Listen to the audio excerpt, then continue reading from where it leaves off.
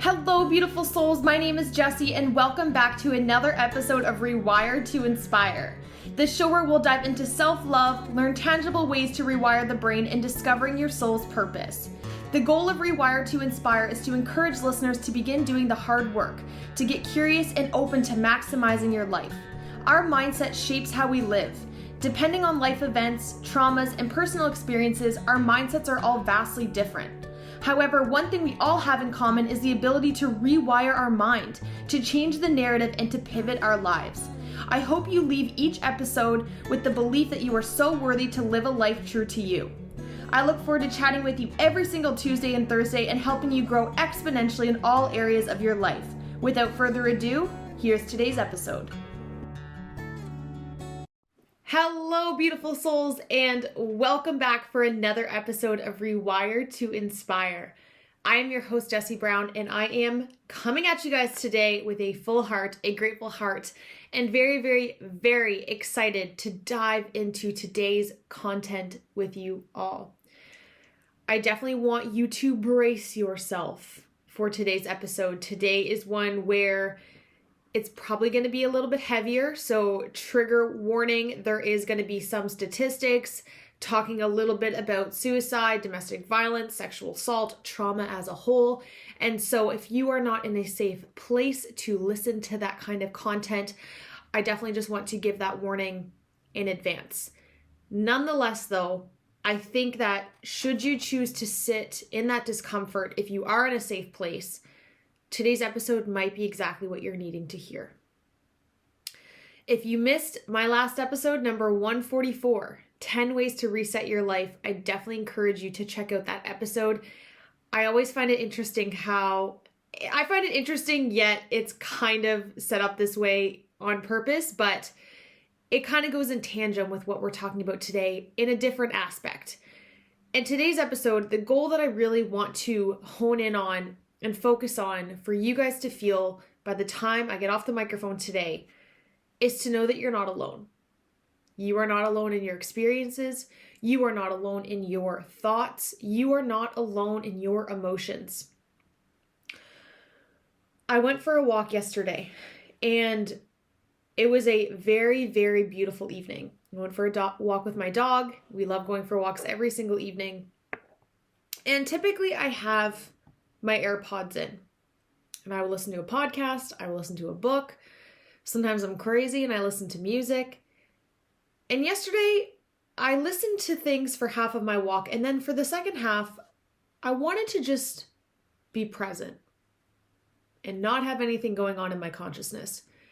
And so I decided to take my headphones out and notice what was surfacing for me. And prior to going to my walk, I had a session with a client. And it was a very deep session. We talked a lot about her childhood experiences, a lot about her past, a lot about her traumas. And one of the main things she said when we get off that call, and she messaged me after, she said, I just feel so much less alone after that session. And it just made me think for myself and to reflect for myself of, wow, how many of us aren't healing because we feel like we're alone in our experiences and nobody will understand? And it's interesting because so many things that she was describing and explaining, I had also been through. And so I was able to really reiterate to her that not only through my experiences, but also through thousands of calls that I have done with clients in the past, although I don't want to lessen her story, because that is her story and only hers to share and to hold. But I do think it's important when we can say that you're not alone. And it doesn't take away from your experiences. It's not supposed to take away from your pain and the severity. However, when we feel less alone, there's a part of us that can just have a little more compassion. Because when we feel like we're alone, we don't want to be a burden. Shame becomes louder. We isolate ourselves, meaning we suppress our experiences. And so as I was walking, I was like, how did I feel before I dove into healing, before I started working with clients, before I started learning about trauma? I felt very alone. And even now, as a mental health professional, somebody who's worked with thousands of clients, or thousands of sessions, hundreds of clients, I'm realizing that the main theme is that we all feel alone in our experiences. And so I woke up this morning, Saturday morning, and I'm like, I need to learn some statistics. My wheels were turning because I'm like, if I can make one person not feel alone just by letting them know that they're not alone, and then now we can get to so much deeper work and healing, what if I can make other people not feel alone through a podcast episode? And then what if you take hearing that and ripple that to somebody else, and then they feel less alone? It's almost like we put these blinders on for our life and we feel this need to self-protect. We feel this need to like cage in our experiences because we don't want to be viewed as different, as an outsider, as a, we don't want to feel shame about things we've experienced. But the interesting thing is, whenever somebody has opened up about something and we can relate to similar pains and wounds, the relationship and the bond actually becomes stronger. Yet as a society, we're so good at boxing our emotions. And it's like if we're not just okay and successful and happy in society's eyes, we are not worthy. We are less than. But the thing is, you guys, is that's such a pile of bullshit. We all have experiences. We all have traumas. We all have stuff that has hurt and has caused pain and that we have suppressed and that we have shame around. Every single one of us. The severity of that is, of course, going to be different. How that has impacted you is going to be different and look different, and your resilience to that and how you've stored that in your brain and your body is going to be different. But we're so naive when we walk around and we just think that we're the only ones dealing with things. So again, I wanted to hammer on some statistics, and it made me very, very, very emotional to do this. And although I already knew so many of these, it is heart-wrenching when you have the awareness of just how much pain and abuse is in our world. But I also think that it's important to talk about it, because if you don't talk about it and you turn a blind eye and you neglect it, change cannot happen. Change will not happen. And so I want to read through some of these statistics with you guys. And so again, I encourage you through this episode, come back to your body, come back to your breath, notice what surfaces for you. And if at any time this is too overwhelming, I encourage you to pause, come back if you'd like to, or tune in for my next episode. So here are some statistics. 1 in 8 children have witnessed some kind of abuse in the house. 1 in 8. 1 in 5 of us have a mental illness, and it's around, all of us have mental health and experience mental health, but 1 in 5 of us have a diagnosed mental illness. And so I just want to throw in, here's the thing about statistics. This is what has been self-reported. This is kind of generalized guesstimates sometimes, because we could obviously never ask the entire population to submit this. And also you'd have to self-assign that to yourself, which has a whole other ballgame of shame attached to it. But so these statistics are actually higher than what is here. 1 sexual assault happens every 17 minutes. And when I worked at a sexual assault healing center, I'm pretty sure that number was actually higher or less than, however, whichever way you want to look at it, but way too often. Way too often. That's not talked about. 1 woman or girl is killed every 48 hours.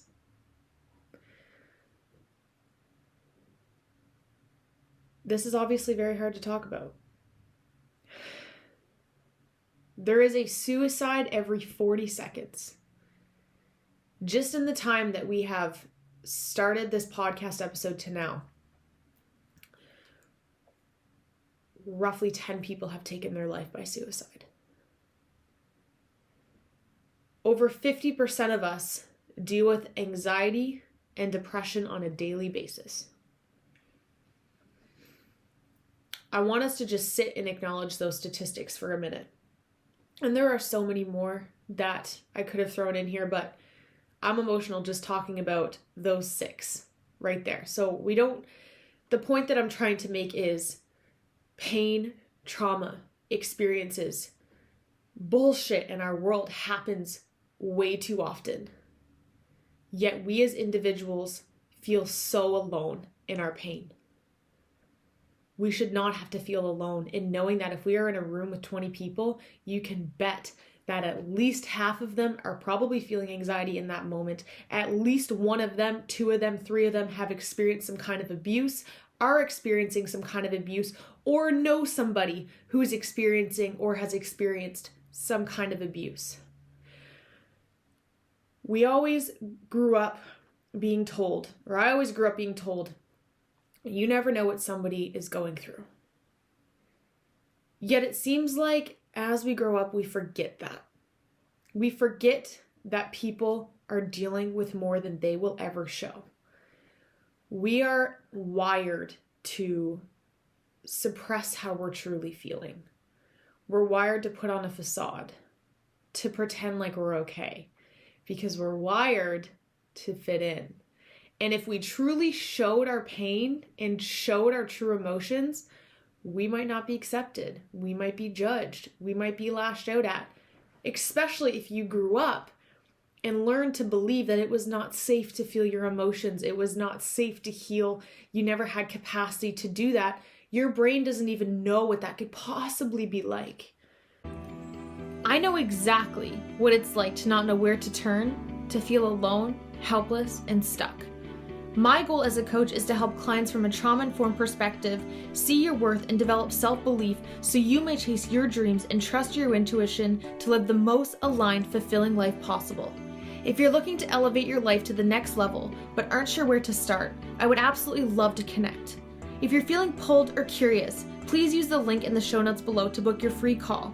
I look forward to connecting and supporting you on your own unique journey. So today, I just want you to know and believe in your heart that you are not alone. And I'm sorry if you've never been validated, if you've never got the love and appreciation that you so deserve. I'm sorry for any experiences that you've had to gone through that hurt so bad. I'm sorry if there was no one ever there to tell you that it's going to be okay. And I promise you that although it doesn't always feel like it, you are not alone. And you are so deserving to be validated, to be loved, to be acknowledged so that you can heal. I wanted to take things from a neuroscience approach a little bit. And I'm not an expert in this. I just learned about it in the last couple days, but I think that it's really, really helpful because this was helpful for me to realize. The thing is the reason that we feel alone is often because we have a lot of shame. And so I was very curious about where does shame start in the brain? Where does it form? Why does it exist? Why do we have it outside of just an emotional perspective? I knew that there had to be a reason why shame is so front of the line when we're experiencing hard situations. Turns out it has an actual name. There is a part of our brain that is completely focused on this emotional response. And it is a big word that I'm probably going to butcher, but I'm going to try myself. The abbreviation is ACC. If you've ever heard of your ACC, that's what it's talking about. And it's basically your anterior cingulate cortex. It is a part of our brain, a very, very tiny part of our brain that is closer to the frontal part of our brain. And it is responsible to dictate the emotional response to things that has the potential for embarrassment. We have a part of our brain designed for that. It does so many other things. I definitely encourage you, if you're interested in this stuff, if you're a nerd like me with the brain, Google, do some digging on the ACC. It's quite interesting. But a large part of what it does is it protects us and it dictates when there's cause for embarrassment. And here's the thing. there was a study done. Her name is Virginia Storm, and she basically works at the Memory and Aging Center of the University of California, and I read a full thesis paper that she did this morning, and it was very, very, very interesting, very overwhelming. And to put it very surface level, she basically reported that changes in the brain, aka trauma, emotional overload, abuse, neglect, whatever, insert thing here, can change the brain, and it can influence how much shame a person feels. And the thing is at a very high level, the more that we've experienced, the more trauma we've experienced, the more things, the more shame we are naturally wired to have. And so it makes sense that those of us that have the highest ACE score, the most trauma, the most neglect, the most stuff in our past, there's a word I was trying to think of that I couldn't land on there. The most exposure, I will say. The more vulnerable you are, it's actually harder to express and to heal because your brain has overcorrected so much so that you might not even have the capability to know that you're shameful about something. And so, circling back, what I truly believe is going to be the biggest difference is when we stop being naive that our experiences have hurt us. And we validate that for ourselves. And I know that with all of this, trauma can cause us to suppress memories. It can cause us to have pain receptors blocked, meaning we don't really have that emotional connection to what has happened, so we can kind of numb out our experiences. There's so many levels to this. And that is why I say all the time, whether you think you have experiences or not that have hurt you, we could all benefit from therapy. We could all benefit from experiencing and visiting our past. Because if everything that I just said is actually true, which it is, there's also a part of us that could never ever heal because it isn't picking up that cue that is what's next. That is our responsibility. And also when we've experienced things and we've just become so used to the byproduct of them, how they've made us feel, and we get so used to that, it's almost like that becomes our comfort zone. I've had clients before that have told me that once healing is started, they want to stop because all they know is feeling their depression. All they know is living with anxiety. All they know is living in havoc and chaos.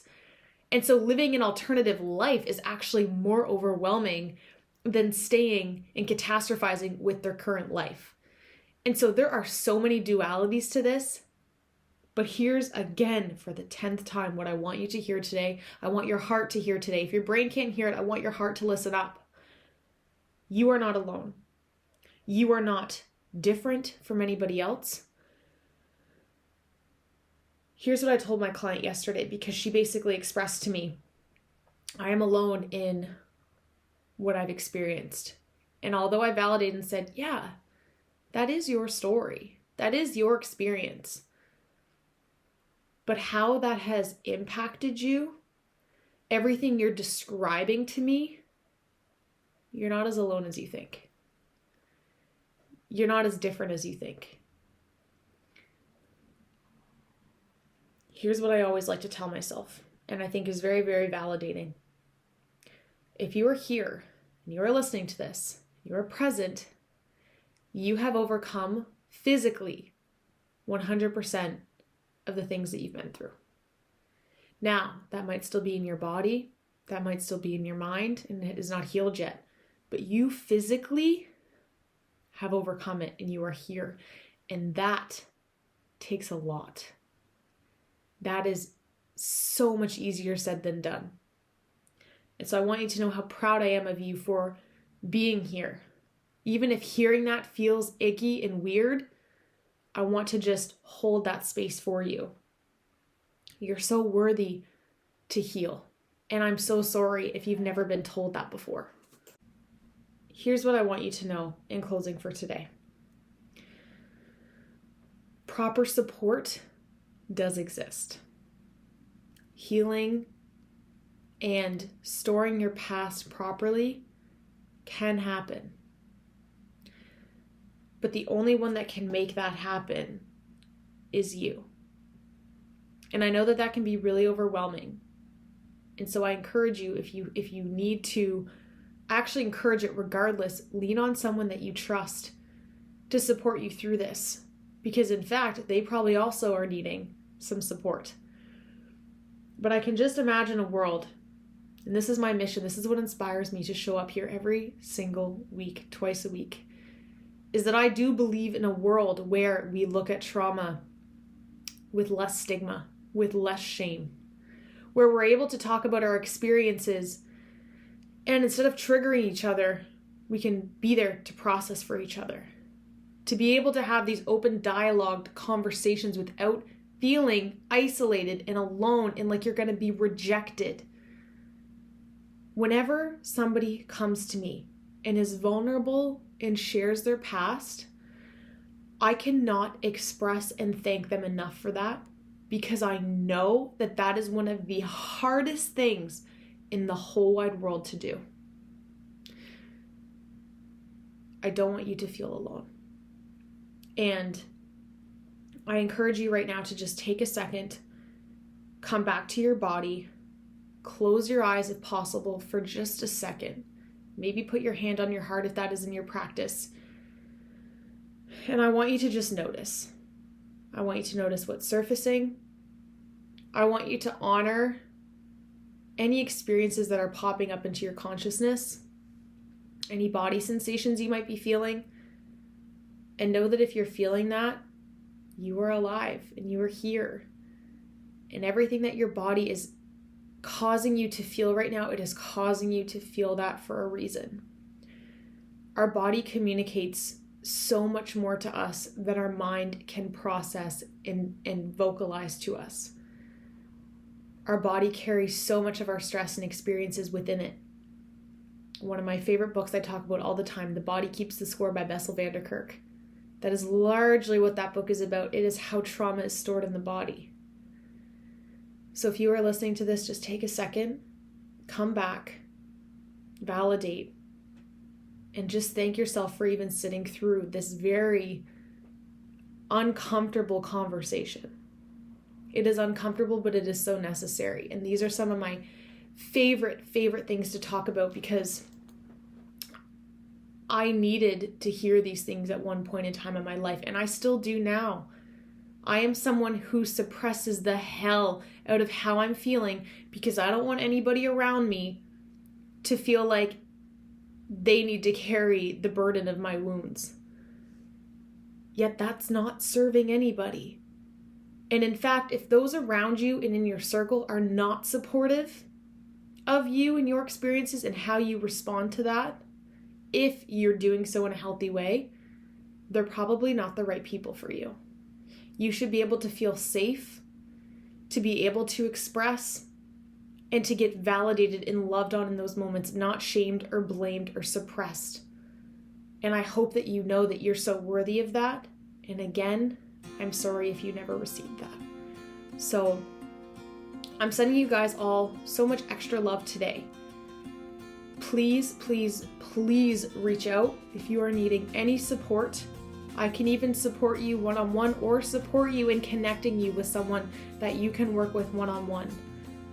My goal and my mission is so much bigger than just myself.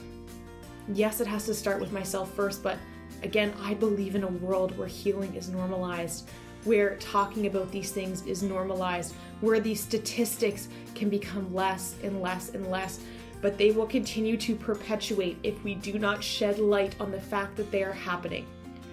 So I encourage you to take a moment after today's episode, notice yourself, notice your emotions, notice what's surfacing, and tend to it as best as possible. I encourage you to tune in on Thursday. We're going to talk all about 10 different ways to manage your stress.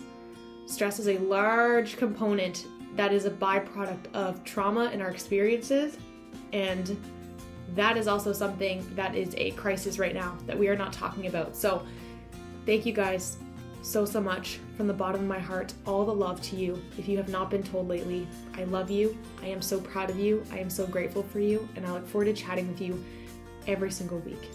Chat with you on Thursday. Bye, you guys. Thank you all so much for tuning into today's episode of Rewire to Inspire. I absolutely love connecting with you all, so make sure you're following me on Instagram. I am at Jessie Brown 13. If you enjoyed today's episode, please feel free to leave a review or share with someone you think would enjoy. I look forward to chatting with you all next episode. And remember, get out of your head and into your heart.